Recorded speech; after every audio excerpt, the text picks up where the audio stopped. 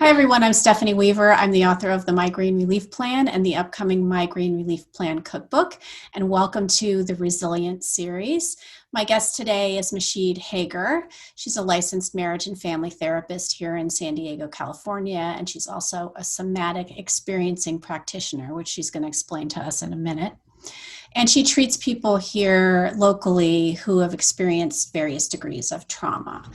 And she's also an essayist and memoir writer, and she's sharing her experience there about growing up as an Iranian American immigrant with raising a family in the United States today. So welcome, Mahshid. I'm so happy to have you with us.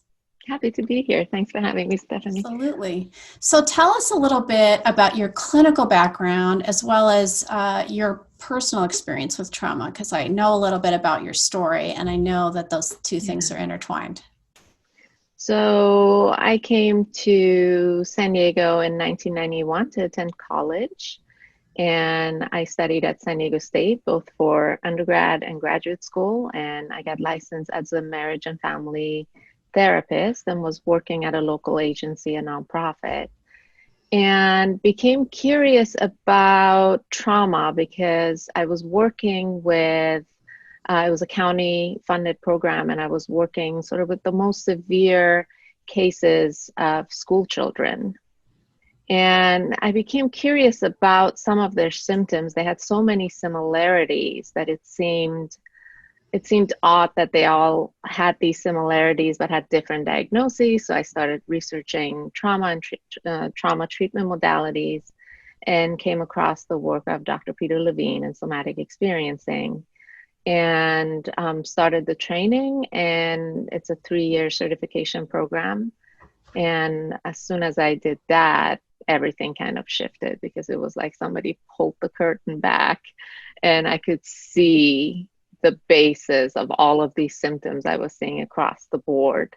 And it messed up a little bit the way I did diagnosis, but I got over that. and it's just been hugely helpful. And the training itself is an experiential training. So you get lectures in the morning, and in the afternoon you do triad work with your other cohort members. And so a lot of personal work gets done in those trainings as well. And that was really the beginnings of working on, like old seated trauma, experiences I'd had in Iran in my early childhood, the revolution, going through the war with Iraq, and then ultimately my family's escape out of Iran. And so, I'm still very involved with the SE community trainings. I assist at a lot of them. Have my eye on the faculty track sometime in the future, hopefully. Cool. And so tell us, for those of us that don't remember what somatic means, what does somatic mean? Somatic basically means body, like body oriented, because trauma lives in the brainstem. It's not a frontal lobe function, and traditional talk therapy kind of misses that piece. And in somatic experiencing, we include the body into the dialogue. So a client might be talking about their traumatic experiences from the past or current, and the entire time I'm watching their body for signs of activation. And so I might pause and say, hey, as you're telling me about this experience from your childhood, can you notice what your body is doing right now? Can you describe any sensations that you might be noticing? Sensation is the language of the brainstem. And so by including that lens into the conversation, we get a fuller picture. It sounds amazing. So one thing that we do know is that people who experience migraine disease are much more likely to have experienced childhood trauma than the average population. So that can include violence, it can include sexual abuse. And have you seen this connection in your patients? Yes, I have. Migraines fall under the category of syndromes in our work, alongside other types of syndromes like irritable bowel syndrome, or even more severe syndromes like MS and fibromyalgia and chronic pain syndromes and all of that. And the way that syndromes get developed in very basic terms is when the body's innate capacity for like the gas and brake systems start to fail in the body. And that's often as a result of trauma and specifically like trauma earlier in life, because the body gets conditioned to, rather than go through the organic up and down rhythms, the body gets conditioned to stay stuck on or stuck on off, which means that the gas and brake systems aren't functioning the way that they're supposed to. And this stuck on or stuck on off has a huge load on our nervous system and our functioning. And when that happens for a prolonged period of time is when syndromes can develop as a result of that. It's really helpful and interesting. And so I've started this series because when I wrote my first book, it was really about helping people identify kind of their patterns and what in their lifestyle they could change that might improve their migraine experience. And it's not intended to be a cure, but it, and everybody's different, right? Everyone has different triggers and different patterns. And, right now we're going through what the meteorologists have now named a heat dome.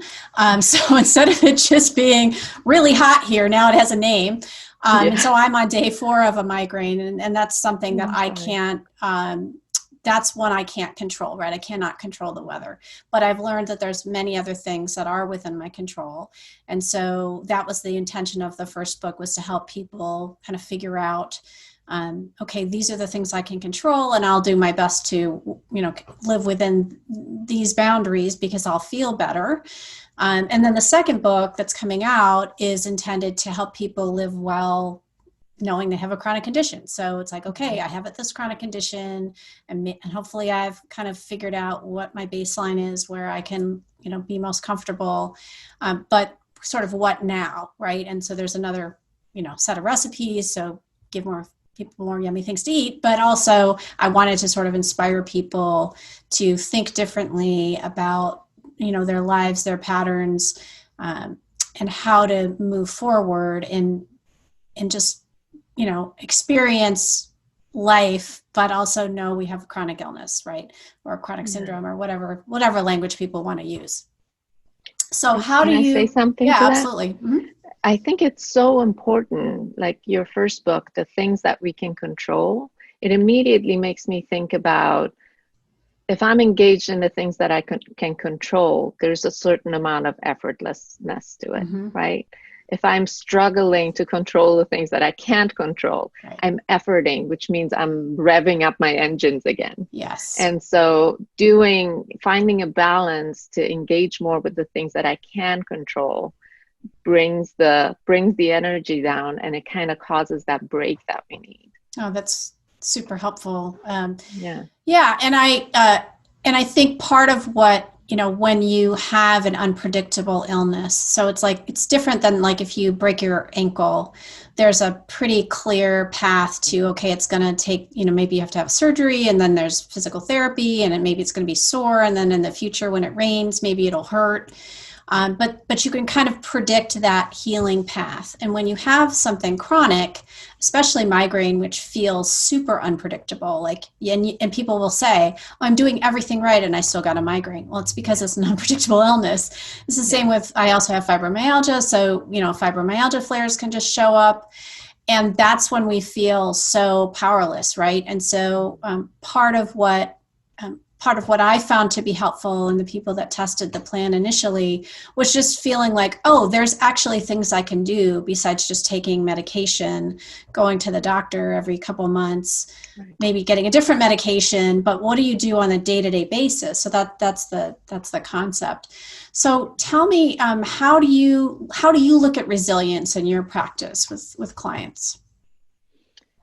I see resilience as, and I don't know, it might be a little bit different than the common definition of resilience, but resilience to me, again, I'm looking at it from a nervous system perspective, is can this system, this nervous system, get revved up when it needs to, like when there's a threat? Can I mobilize enough to defend myself, to run away, to hide, to whatever?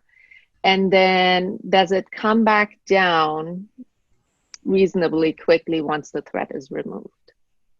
So that to me is resilience. Do I have access to all of my self-protective responses when I need them? And do I have access to a sympathetic charge when there's something fun and exciting going on? And can I when that's over, can I rest? Can I come to a Yes. rest? And does that kind of happen organically? That to me is resilience, That's a great definition. Yeah. Can you talk a little bit briefly about the parasympathetic and sympathetic nervous system so people kind of Yeah, understand so those the two? sympathetic nervous system is our gas system. Like, we use our sympathetic nervous system to get up out of bed, to engage in our day, to go out dancing, maybe to exercise. But then also it's our fight flight system. So if I'm on a hike, I know you and I are both walkers and hikers, and I see a mountain lion, am I able to engage my sympathetic nervous system to protect myself, to either run away or to go hide somewhere, just be really still so that it doesn't notice me? So that's basically our sympathetic nervous system is our fight flight system, and it's also the thing that gets us out of bed and gets us excited. And our parasympathetic nervous system is known as the rest and digest system. And so whenever I'm resting, I'm sleeping, I'm eating food, I'm metabolizing food, that's the parasympathetic nervous system. And it's also the nervous system that the part of the nervous system that's the brakes to the gas. Mm-hmm. So when there has been a period of excitement, the parasympathetic then should organically come on and put the brakes on. Right. That's a great description. And then, and that's the recharging, right? So it's just, you have to have both. And one of the things that, I've been talking about, because we're in the middle of a global trauma with this pandemic, right? Absolutely. And as you know, as you well know, being a therapist, but I went back into therapy. And one of the things I said to her was, my bucket's empty. Like, I just can't, I've got nothing in it. And so when I normally feel like, oh, could have time to talk to a friend and be a sympathetic ear, I'm like, oh no, I can't do that because I just cannot, I have nothing there. And so that's why I think it's so important for us to be aware of both of those systems, what they do, how they work in balance. And then even though it feels effortful to work on refilling the bucket, it's important to do that so that we have something to give, like to give in life and to, give to our families and to ourselves. And so, whatever those things are that we can do, I think that's also a part of resilience. Yeah. Can people learn or be taught resilience? Yes, absolutely. I mean, I wouldn't be in the field that I'm at if I didn't believe that. It's a little bit of a softball question, but go for it. Yeah, that's, nervous system regulation is what I most identify my job being. Like, I teach nervous system regulation, and resiliency is part of that, right? And it's exactly the thing you're describing is, we, especially with COVID, like in my field, we call COVID an invisible threat. There's a threat out there, but we can't really orient to it. We can't really protect ourselves, like we do our best, we isolate, whatever, but it's kind of like this thing that's out there in the world. And so our nervous system holds the intensity of that, whether we're aware of it or not. And added to that, a lot of our coping strategies that we are used to are taken away, right? Like going out to the gym or getting together with friends for a nice dinner, or for me, going out dancing or going to a concert. Like, I can't do any of those things. Right. And yes, it does take effort to come up with new things. Right. That will fill the bucket and that will, bring this intensity down a little bit. Yeah. And so we've had to get really, really creative. I'm now a puzzler. I do puzzles now for the first time in my life. I've gotten a bunch of, coloring books, anything that can take your attention out into the environment is going to be helpful, so that you don't get hijacked by this internal intensity. I think that's so helpful for people to understand that, you know, there are days when I just refer to it as like existential dread. And the week where there was like these crazy firestorms here in California, and, you know, people literally couldn't go outside and breathe the air. And I was like, you know, every day I was like looking at the air quality and where my friends lived, and it was hard to even function. And so I think, you know, we need to just recognize that that is happening.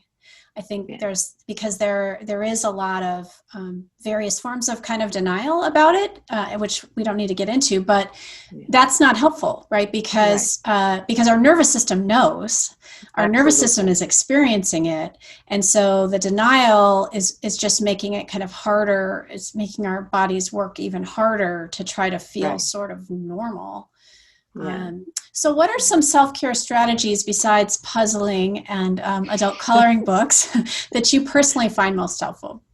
Yeah. So one of the first things I teach in therapy to all of my clients is orienting. And orienting basically means connecting to the environment through the senses. And we get most of our information through the eyes. So typically my first invitation is, let your eyes go where they want to go, and just kind of notice what you notice around you. Like if you weren't in the driver's seat and your eyes could just roam around, what would they be attracted to? Where would they kind of get stuck? What do they get curious about? And the intention of this is to take the attention from an internal experience to an external experience. And the more that we do that, the more our nervous system sort of settles down. Peter Levine, who created this whole modality of somatic experiencing, became curious about how animals who get traumatized multiple times, they face life-threatening events multiple times throughout the day in the wild, don't have PTSD symptoms.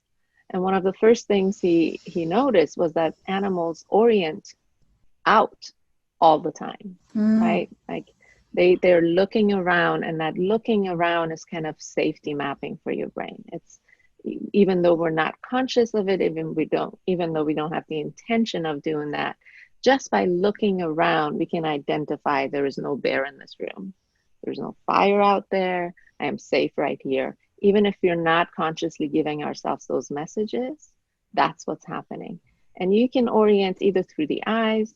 I often will do that in the middle of a session. You know, if I feel like I'm getting really drawn in, I'll notice the different textures right from where I can sit. You know, I notice the ripples in my jeans, the leather on my seat, you know, getting a sense of like what it's like that this chair is supporting my back. You know, so attention out as much as possible. And my sort of homework to my clients right from the first session on is do this 3 or 4 times a day, no matter what's going on. And initially, you probably have to set an alarm or a reminder for yourself, because it's so simple that most people forget to do it. And the more you do it, the better you'll feel. Even if you never come back to see me, just do this and you'll feel better. So that's one of the things. The other thing is, I think it's, you know, we've been conditioned to pay attention to ourselves when things are going badly. When I'm in pain, that pain is really loud and grabs my attention. You know, when you have a migraine, I'm sure it's really hard to ignore that and notice something else. But we don't do the same thing when we're feeling good. You know, you ask the person, why are you feeling bad today? They can list this colorful, you know, vocabulary for why they're feeling bad. But if someone says, I'm having a great day, and you ask them, how do you know that? They kind of come up short. And so my invitation also from, you know, early stages of therapy is pay attention to what your body feels like when you're having a good day. You know, when you don't have a migraine, what's there in its place? You know, are you breathing a little bit deeper? Is there more settling in your body? You know, is there more space in your head?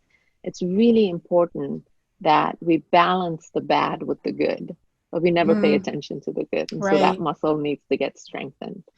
I remember I was at a migraine conference for headache doctors, which is a stretch for me because I have a master's of public health, but I certainly did not go to medical school, and it's been a long time since I was in grad school. And I just remember the first time I heard someone talking about what they call the interictal phase, which means the time period between migraines. And I was like, that's life. That's like good. So it's like everything is framed around the disease, right? Because when you're a medical practitioner, that makes sense, right? You're looking at someone's month and you're saying, okay, well, they have this many migraine days, and in between them, we're going to call it this. But I was like, why are you? It just felt backwards. Like I feel like the focus, it's much more helpful to me to have the focus be on the good days and the positive days. And even when, I am having a migraine, I do have options in terms of medication, and I have there are things that I can do that are helpful. Sometimes I just have to wait it out. And but then I also try to be present. And so when you were talking about also what I would maybe call grounding, but certainly it's very familiar to me because of mindfulness practice. So that's something I talk about. I talk about in my first book, and it's something I also practice, but I also have to remind myself. So, the process of mindful eating, just putting your fork down in between bites and really looking at the food. And if you're preparing food, taking the time to really look and how beautiful the vegetables are. And it feels a little maybe odd at times to do that, but I for sure can relate to how helpful it is in terms of grounding me back in the present, and also recognizing that I am not just pain, right? And I had an experience 2003 where I was in chronic pain for a long time, and they finally figured out that my back was actually broken, which was helpful to find out. And so leading up to that surgery, I had a spinal fusion surgery, and there were many nights I couldn't sleep. The pain was very intense, and it was all I could think about. It was just overwhelming. And then there was one night when I thought, but I'm more than this. Like, that's not all that I am. Mm-hmm. And so what I did was I tried to separate myself from the pain just for a moment and think about something else. Like the pain was over here and I'm here, and I'm not this. And there was something really powerful about that for me. And certainly, because I have a trauma background, disassociation is something that is a positive and negative in my life. It's a very helpful coping mechanism, especially when you're a kid and bad things are happening to you that you can't control. But then you end up, like for years, I just lived with this pain and sort of disassociated from my body. And I would hurt myself because I wasn't paying attention to where I was in space. And then I remember I have this great chiropractor, and I came in and I'd fallen off the porch because I was pushing myself to finish scraping a window that didn't need to be done that day. And I fell off the porch, and it turned out I cracked a bone in my wrist. And he looked at me and he said, I think the messages are going to keep getting louder until you start hearing them. You need to slow down. You need to pay attention to what's going on with you. And, he was right. And it turned out 2 years later, I ended up, in a back brace after a spinal fusion surgery. So I say all that just to say that, our experience of our bodies can change over time. And there are times when, pain may be a bigger piece of the puzzle, but that isn't necessarily the case that will be the case forever. But for me, it's been helpful to not define myself as a person with chronic conditions. Like I do talk about it, but I also don't define myself that way because, well, I do think it's really important for people to have more awareness of it and have more awareness of what we call invisible illnesses. And certainly, it makes me potentially more, COVID more of a problem for me. Right. So I have to be more careful. but it also has brought a lot of gifts into my life as well. So Yeah. not being a Pollyanna, like I'm not enjoying having a 4-day migraine. Like I wish it I would go can't away. imagine. Yeah. I really wish it would go away. And if it had been really bad, I would have had to reschedule this. But I think there's a lot of ways with our minds to think differently in a way that can be helpful. So for my last question for you is, if you have patients with, or you're working with people with chronic conditions, how do you help them frame that kind of stuff that I just said? Is that something that you do in your practice? Yeah, I actually have a lot of patients that have chronic illnesses just because of the nature of the connection of trauma in the body.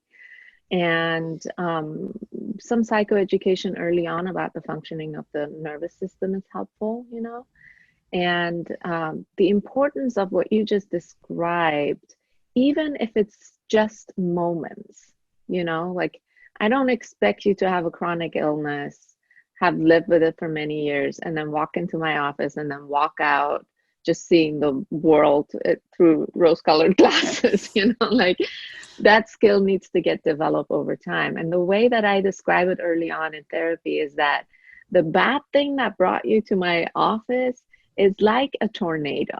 In somatic experiencing, we call it the trauma vortex. And it sucks you in really easily because it's been so well developed by the time you get to me, You wake up and you're in it, and you go to bed and you're in it, and it occupies every day, every hour of the day. And we have to effort to create something else, that momentary, what else is there beside this pain? What part of my body doesn't hurt right now? I have this back pain, but does it feel good that I'm in bed and I can feel my warm blanket on my legs? Just that momentary attention to something else will create a counter vortex, a counter tornado, if you will. And the more we develop that, the less likely we are to get sucked into the trauma vortex. We can stand in the middle and have some sort of balance. Yes, the trauma vortex is going to get louder at times, but we have something else to fall back on. And that's kind of how I describe it early on in therapy, that it's so important to notice what else there is. I am not just this pain. I'm not just this syndrome. What is working well in my life? And that's such a paradigm shift, especially in therapy, because people aren't coming to therapy to talk about what's going well. They come to therapy to tell you about everything that's awful. Right.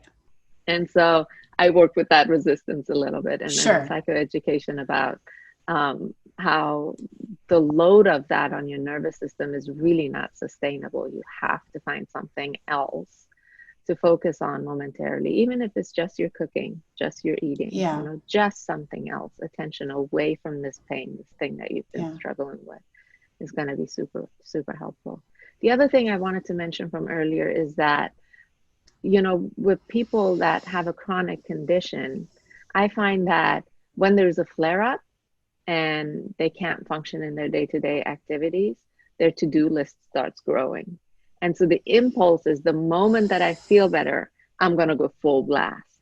And I do a lot of education and take it slowly. It's okay to take an extra day just to let the dust settle. It's okay to just do one thing after you've had a flare up, that education seems super important. Yes. The other thing is, when I was in that place before my back surgery where they finally said, well, you must have chronic fatigue syndrome and fibromyalgia because we don't know what else is wrong with you. And then they finally figured out it was my back. And so, there was a bunch of stuff happening, but it was not a good time. I would set a timer for 15 minutes and I would just cry and feel sorry for myself and wallow until the timer went off. And then I was like, okay, I can't do this all day. I have to but I had to allow myself to experience that side of it and the grieving part of it. And it was not fun. It wasn't, it was bad. It was really bad, but I couldn't be in it all day, or I would, there would be no reason to live, So that for me, when things were very bad, was helpful. So it's kind of like limiting that, that part of the tornado, and then Yeah. focusing on, or experiencing the tornado for 15 Yeah. minutes, and Yeah. then saying, okay, now I'm going to work on the warm, fuzzy blanket swirl, or Yeah. whatever you Yeah. want to call it, the opposite of the Yeah. bad tornado. Yeah. So yeah, that's helpful. Any final thoughts for us?